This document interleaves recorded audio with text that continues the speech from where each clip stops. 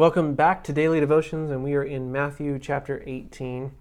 Hopefully you read the entire chapter, but I want to hone in on one thing, and it actually reminded me of a story that happened while I was on the bus in Israel, driving through Israel, and our guide points to us and says, "Oh, hey, look, there's a bunch of shepherds and some sheep."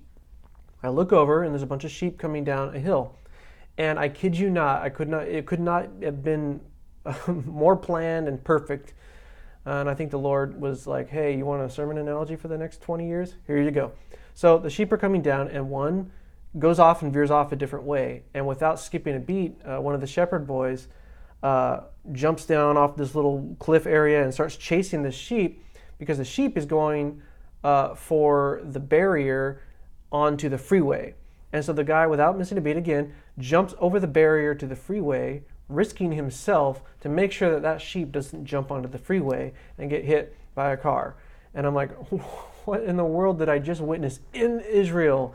The scriptures, people talk about going to Israel and the scriptures come to life. This is literally what happened here. And, we see it opens here in Matthew chapter 18 about the disciples saying, who is the greatest in the kingdom of heaven? And then Jesus starts to lay some stuff out for them.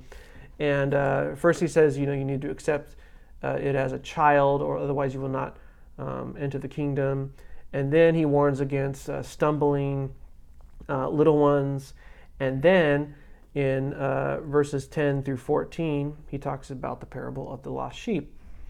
And in verse 12, he says, what do you think? If a man has 100 sheep and one of them goes astray, does he not leave the 99 and go to the mountains to seek the one that is straying?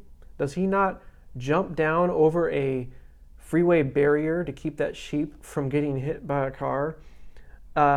Even so, it is not the will of your Father who is in heaven that one of these little ones should perish. And, in ministry, we can have our own preferences on certain things, especially like maybe in worship ministry. Hey, I like this style of song, or I love this song, or I can't stand this song. I can never see myself singing that song. And constantly I have to come back to this. I have to come back to that experience of that shepherd jumping over the barrier to stop that sheep from going into the traffic. God leaves the 99 for the one. And so I need to model that in ministry. And sometimes there's outcasts, people that you would not necessarily want to hang around.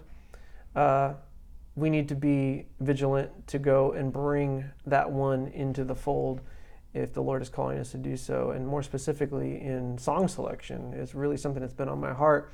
A lot of people will come to me and be like, man, you really love that song, XYZ. And in the back of my head, I'm like, no, I don't love that song, but you love that song, and so I sing that song. And I can't tell you how many times I've come to a song that I've heard on like a Hillsong record or something and been like, I'm never singing this song. I do not like this song. This song is too cheesy. And then the Lord's like, but the congregation's going to love that song. So why don't you just do it? Because they're not there for you to fulfill your desire to sing a song. They're there to worship me. And this song is going to be an avenue for them to do that. And so then I'll play the song. And then I'll end up liking the song because of what it does in the room and the spirit of the room. And then vice versa. Sometimes there's songs that I love that speak and minister to me so deeply in my personal time, and I'm like, oh, we are totally doing this song. And then we'll go out and we'll sing it, and everybody's just like, cool song, bro. And I'm like, come on, man, like this. And then the Lord again reminds you, hey, leave the 99, leave that song alone, go and bring the one into the fold. And so that's what the Lord was speaking to me as I read that today.